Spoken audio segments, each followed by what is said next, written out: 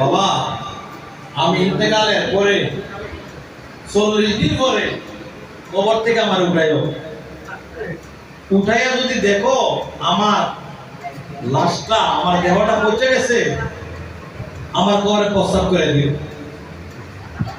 আর যদি দেখো যেমন আছি তার চেয়ে ভালো আছি, তখন রওজার মধ্যে এসে বাতি জ্বালাই।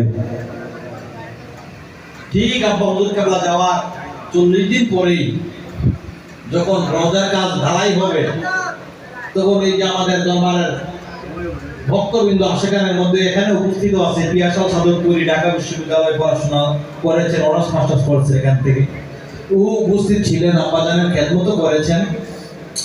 তো এইভাবে আরোই মনির হোসেন পরীক্ষা এখানে ছিল।